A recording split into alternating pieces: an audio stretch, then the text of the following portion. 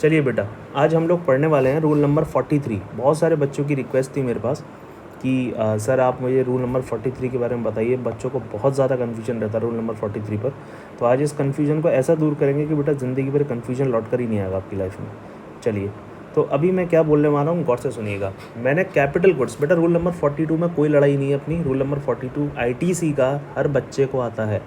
बात है अपनी रूल नंबर 43 की। रूल नंबर 43 आपको बहुत दर्द देता है ज़िंदगी में, तो उसी दर्द को कम करते हैं आज मिलकर। चलो, मैंने कैपिटल गुड्स को बेटा 3 चीज़ों में तोड़ा है। किनको? 3 चीज़ों में तोड़ा है कैपिटल गुड्स को। एक मैंने एग्जेम्प्ट में तोड़ा है, एक मैंने टैक्सेबल में तोड़ा है, और एक मैंने कॉमन में तोड़ा है। 3 चीज़ों में तोड़ा है, ठीक है। आप प्लीज़ मैं कहूँगा इसे 1.5 पर ही देखें, पर मैं आराम से ही समझाऊँगा, मैं जल्दी नहीं जाऊँगा, क्योंकि ये सबसे बड़ी दिक्कत है। और ये जो मैंने पूरा चार्ट बनाया है बेटा, बहुत मेहनत करी है इसमें, और सिर्फ इंस्टीट्यूट के क्वेश्चन करने के तरीके पर ही डिज़ाइंड है कि इंस्टीट्यूट कैसे क्वेश्चन करता है और कैसे क्वेश्चन नहीं करता है, ठीक है। चलिए बात करते हैं बेटा कैपिटल गुड्स जो पहले एग्जेम्प्ट में था, एग्जेम्प्ट में ही था, मतलब जो कैपिटल गुड्स उन सर्विसेज में यूज़ हो रहा था जो कि आप टैक्सेबल नहीं एग्जेम्प्ट सप्लाई करते हो आगे। एग्जाम्पल, मैंने कोई मशीन खरीदी और उससे दाल बना के बेच रहा हूँ, तो बेटा ऑब्वियसली वो तो एग्जेम्प्टेड है दाल। एग्जेम्प्टेड में कोई मशीनरी यूज़ कर रहे हो तो ऑब्वियसली कोई कैपिटल गुड्स में आपको ITC मिलने ज़रा कभी नहीं मिलेगा। तो अच्छा, अभी यहाँ लड़ाई है बेटा सारी TC की। तो पहले हम TC का मतलब समझते हैं। बेटा TC का मतलब होता है कि रिवर्सल होगा, TC का मतलब होता है कि रिवर्सल होगा। तो जो प्योरली एग्जेम्प्ट या प्योरली टैक्सेबल है उनका तो कभी रिवर्सल ही नहीं हो सकता। सर समझ नहीं आया बेटा। TC का मतलब होता है जो कॉमन, बेटा लिखते जाना दिक्कत आ रही हो तो, जो कॉमन में आ रहा है। हिंदी में बता रहा हूँ बेटा, कॉमन का मतलब क्या होता है, कोई बताएगा मुझे? कॉमन का मतलब जो एग्जेम्प्ट में भी टकरा रहा है और टैक्सेबल में भी टकरा रहा है, यानी कि दोनों में लग रहा है, वही TC में आता है, ठीक है। TC सर याद कैसे रखें बेटा? T के संग नीचे C दिख रहा है, C को हमेशा आप लोग लाइफ में क्या बोलोगे आज के बाद? कॉमन, ठीक है।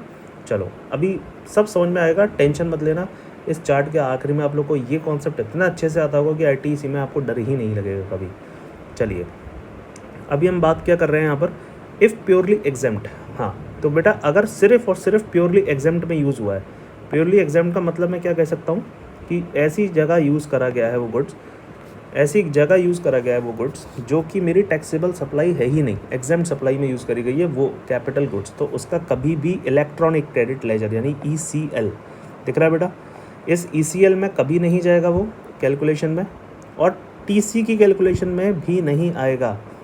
समझ में आ रहा है क्यों नहीं आएगा? क्योंकि बेटा TC में सिर्फ कौन से गुड्स आते हैं, मैंने आपको क्या बताया, TC में कौन से गुड्स आते हैं? TC में सिर्फ वो गुड्स आते हैं जो अपने कॉमन में जा रहे होंगे। किस में जा रहे होंगे? कॉमन में जा रहे होंगे। और यहाँ तो सिर्फ और सिर्फ क्या बोला है? एग्जेम्प्ट में है, तो कोई बात ही नहीं है।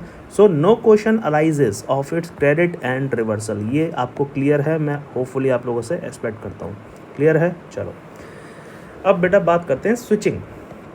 सर एग्जेम्प्ट से टैक्सेबल में चला गया। हाँ बेटा, एग्जेम्प्ट से टैक्सेबल में गया है ना, मैंने कॉमन वर्ड तो यूज़ ही नहीं करा है। मैंने क्या बोला? एग्जेम्प्ट से टैक्सेबल में गया है।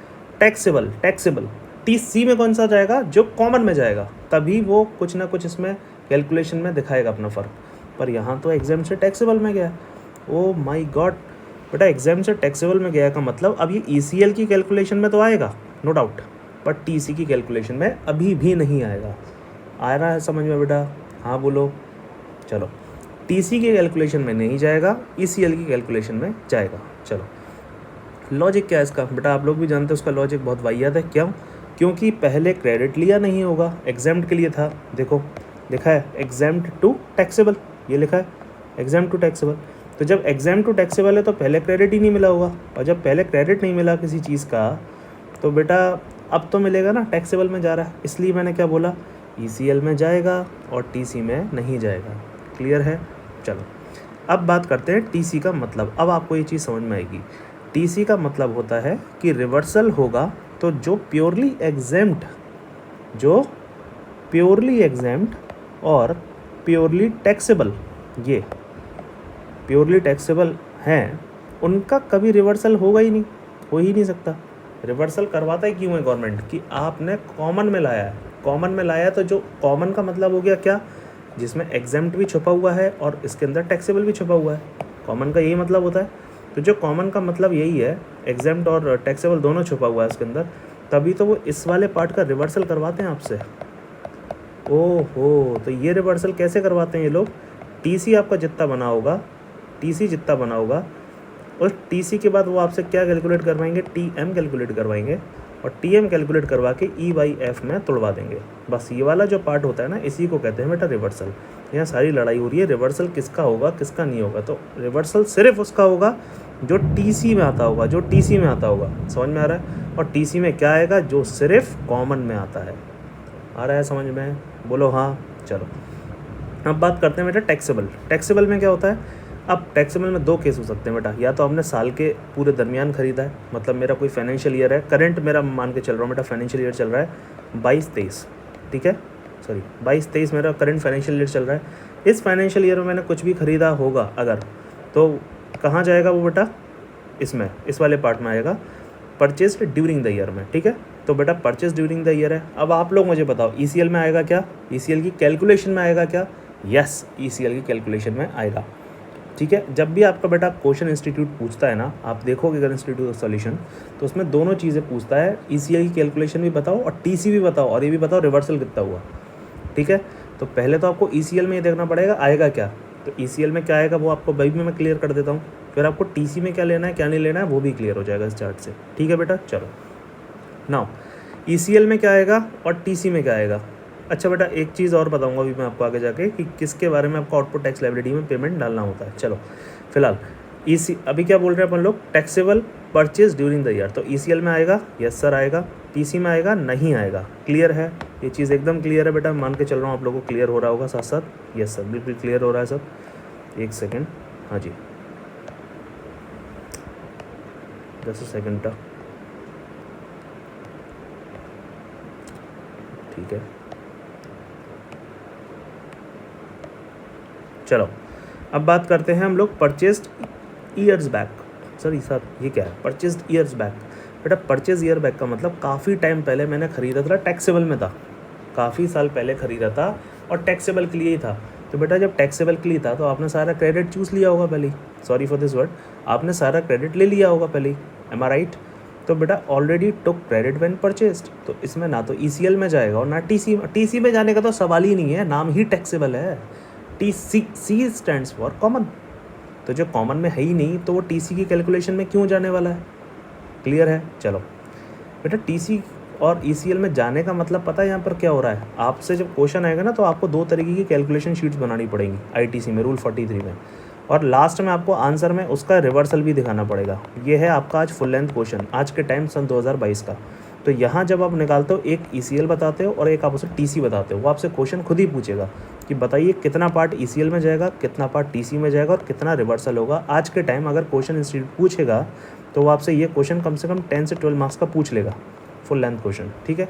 इंस्टीट्यूट का बेटा कुछ नहीं पता, किसी के सगे नहीं है, ठीक है। चलो तो यहाँ लड़ाई ये है कि बेटा ईसीएल में क्या जाएगा, टीसी में क्या जाएगा और रिवर्सल किसका होगा। तो ये ध्यान रखना बेटा, रिवर्सल हमेशा टीसी की ही कैलकुलेशन का होता है, ठीक है। चलो इतना समझ में आता है, चलो आगे बढ़ें।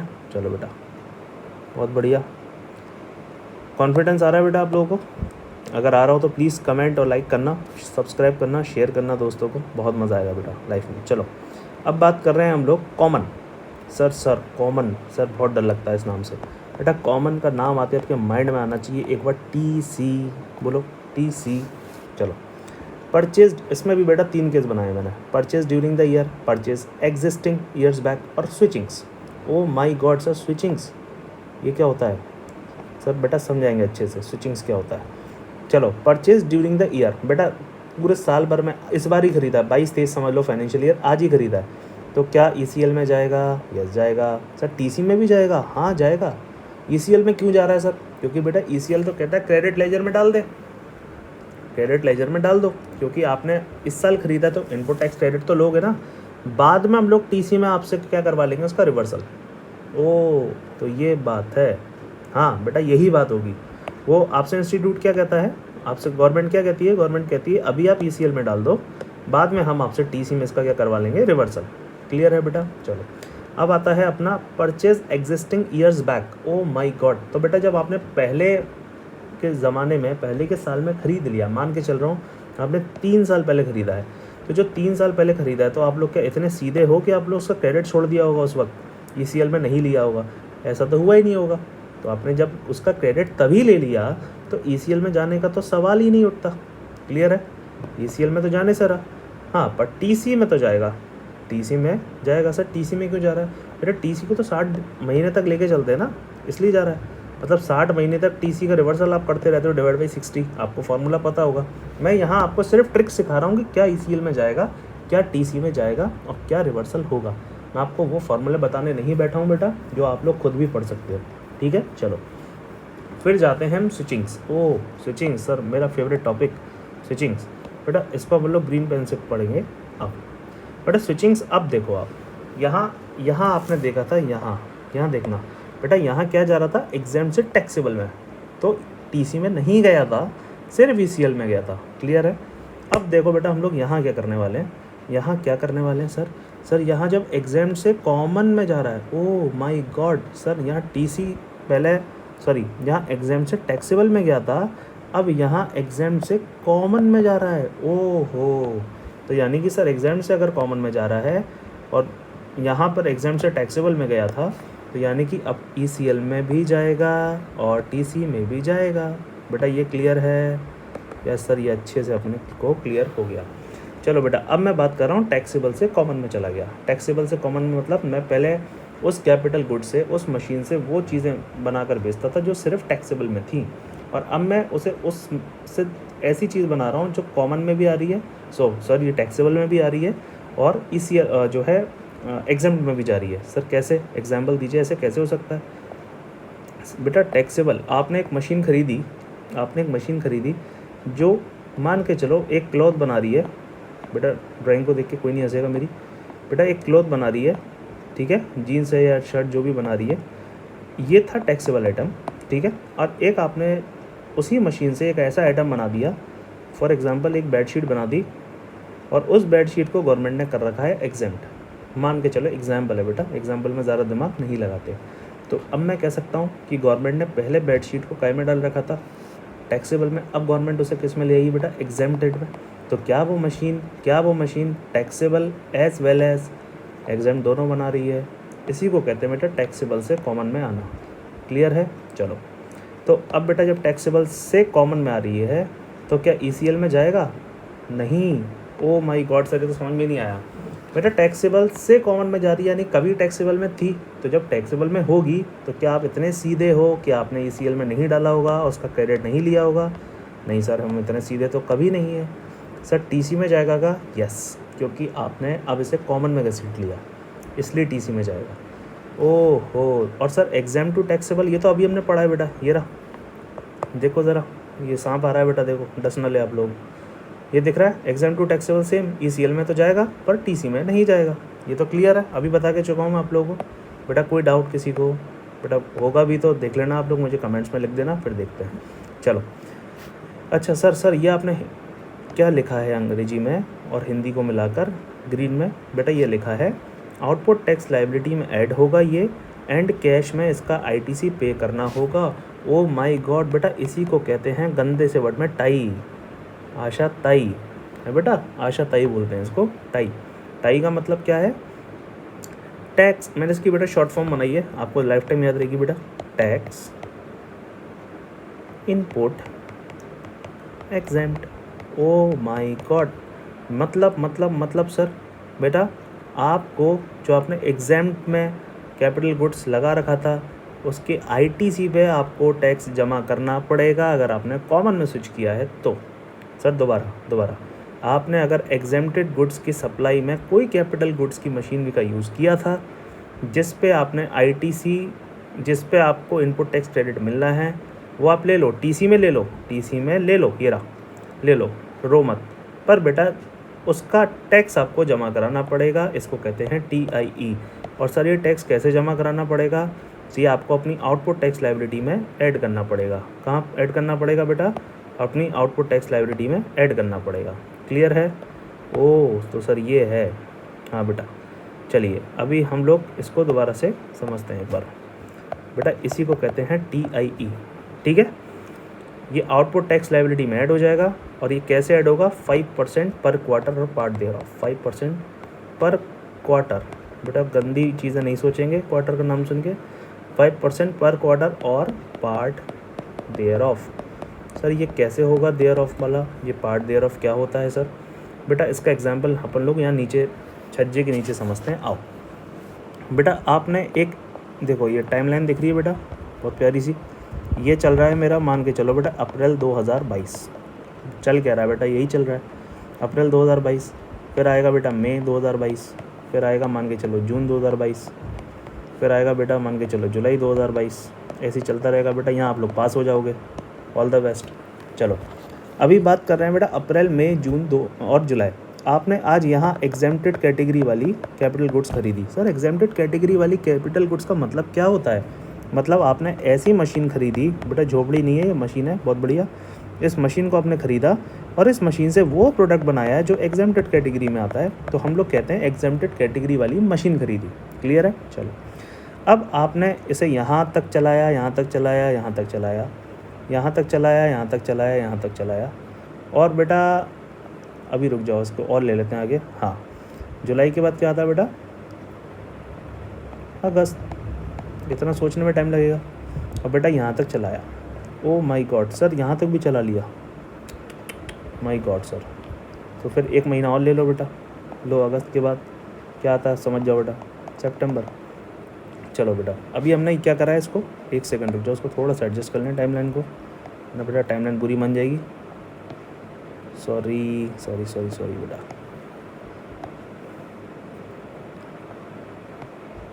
चलो तो अभी मैं बात क्या कर रहा हूँ बेटा, हाँ अब देखो आपने एग्जाम्प्टेड कैटेगरी वाली कैपिटल गुड्स ली थी, हाँ तो बेटा आपने यहाँ पर आकर एकदम से क्या हुआ आपको पता है? एक सपना आया रात में देवी जी का कि कल से तू टैक्सेबल गुड्स भी बनाने लग, उसी से टैक्सेबल गुड्स भी बना दे।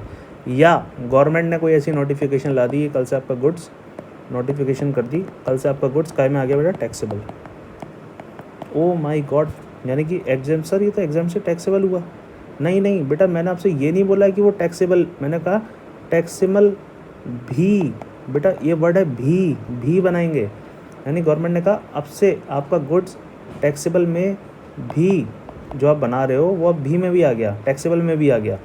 यानी कि सर मैं जो बना रहा हूँ वो तो बना ही रहा था, मैंने, अब गवर्नमेंट ने कहा जब आप एक गुड्स बना रहे हो जो कि पहले एग्जेम्प्टेड कैटेगरी का था, मान के चलो बेटा आप 4-5 गुड्स बना रहे हो ना, गवर्नमेंट ने इस वाले गुड्स को उठा के टैक्सेबल में ला दिया, तो ये भी क्या हो गया बेटा, एग्जेम्प्टेड से टैक्सेबल। ओ यानी कि सर दोनों बना रहा हूँ मैं, यानी कि मैं कॉमन बना रहा हूँ। ओ माय गॉड। अब मैंने कब आया नोटिफिकेशन या कब मैंने बनाना शुरू करा बेटा? अगस्त 2022 में, है ना। तो बेटा अब आप मुझे बताओ, पढ़े लिखे हो सब, CA फाइनल क्लास ग्रुप अटके हुए बेटा, आओ अप्रैल मई जून, बेटा इसको क्या कहते हैं? पहला क्वार्टर। ओ सर पर मैंने तो यहाँ 2 ही महीने में, मतलब जुलाई एंड होके ही चुका था और 1 अगस्त को नोटिफिकेशन आ गया। बट बेटा बट इसे क्या कहेंगे हम यहाँ पर? Quarter number 2। सर ऐसा क्यों? क्योंकि वहाँ लिखा था पार्ट देयर ऑफ, मतलब अगर कुछ भी पार्ट आपने यूज़ कर लिया दूसरे क्वार्टर का तो उसे हम फुल क्वार्टर मानेंगे। बेटा इन लोगों को क्वार्टर बहुत पसंद है तो ये पूरा क्वार्टर लेते हैं, आधे क्वार्टर से काम नहीं चलता इनका। ओ माय गॉड। बेटा क्लियर है इतना पार्ट? मैं बेटा क्यों रहा हूँ क्योंकि बेटा किसी को नोट्स दिखाओगे तो हंसी आएगी कि एक क्वार्टर भी बताना पड़ रहा है बच्चों को। तो उन्होंने कहा कि अब अगर आप एग्जेम्प्टेड से, अब मैं बेटा सम अप कर रहा हूँ व्हाट इज़ टाई। अगर आप एग्जेम्प्टेड से कॉमन में जा रहे हो, ध्यान रखना बेटा कॉमन, तो उस केस में आपने जितने महीने एग्जेम्प्टेड में यूज़ किया था, महीने मतलब जितने क्वार्टर, तो यहाँ बेटा 2 क्वार्टर हैं क्या? हाँ सर, इनटू वो कह रहे हैं 5% के हिसाब से प्रति क्वार्टर के हिसाब से आप हमें आज आउटपुट टैक्स लाइबिलिटी में पेमेंट कर दो, और इसको TC में ले जाके जैसे खेलते रहो TM/60 सब पढ़ते रहो। बस बेटा इतना सा है ITC चैप्टर, और इतना सा है आपका रूल नंबर 43। बेटा किसी को कोई भी डाउट हो तो प्लीज़ बताओ, नहीं हो तो बेटा मज़े करो। चलो बाय बाय।